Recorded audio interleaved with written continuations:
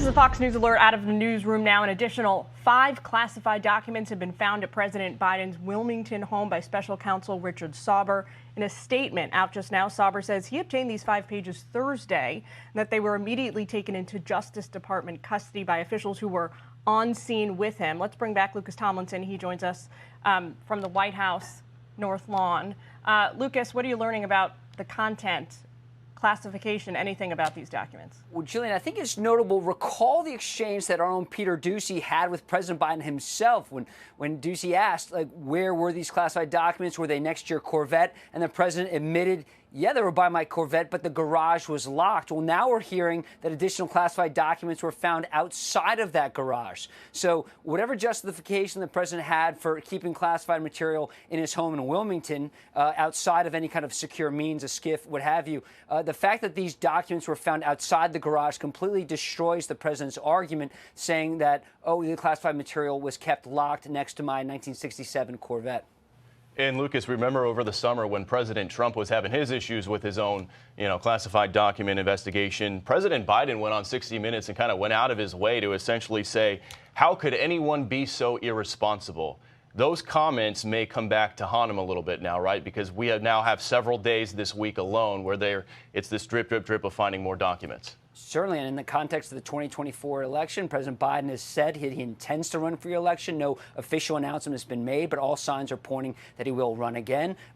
Former President Trump has announced he will be running again. So you now have 2 presidential candidates, a president and a former president, are both under investigation right now for their handling of classified documents. And of course, remember the images of the FBI raiding President Trump's Mar-a-Lago home compared to what we're seeing now, where much of what we're learning is from the White House itself. Like this statement this morning from President Biden's attorney saying these additional classified documents were found, that's taking the word of the White House. Lucas, let's tally this up now. We've got 20 pages, right, of classified documents. We've got at least 3 locations where the documents were found, the Penn Biden Center, and now at least 2 locations inside the president's personal house. The subject matter of this national intelligence ranges from Ukraine, we're learning, to Iran. It's pretty hard to make the case that this is an aberration at this point.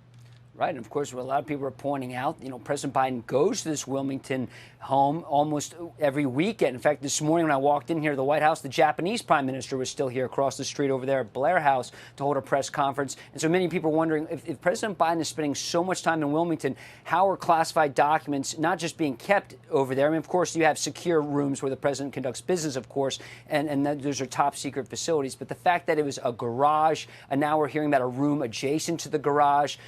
You just displayed that New York Post headline with the Corvette and the box that looked like, frankly, most people's garage with a bunch of stuff just thrown in the corner in a box with the lamp and all that. So the president has insisted he takes classified material and the handling of it very seriously. But what we're hearing right now, it doesn't look like those the words match up with the actions, Jillian. And Lucas, this looks like it might in itself create a brand new news cycle this weekend of more of these documents being discovered. I know the president is out there essentially, taking it easy in Delaware this weekend. Do you anticipate the White House is now going to have to come out, hold a press conference, make some sort of statement now? Because this really started turning into a bit of a media frenzy these last couple of days. Some of the more contentious White House press conferences we've seen in recent months. Do you anticipate, or are you hearing that the White House is going to come out and say anything about this new discovery? I thought it was very notable that President Biden, when he met his Japanese counterpart, he did not answer any shouted questions from the press.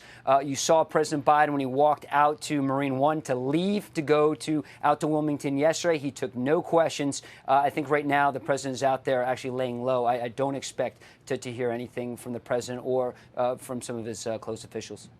To Bill's point a moment ago about the amount of time that the president has spent in Wilmington over the course of his administration, we know that right now the Secret Service is refusing to comply with a FOIA request from the New York Post. There's a lawsuit going on to get a visitor log to find out who has visited the house while the president's been in office, when he is there and when he is not there.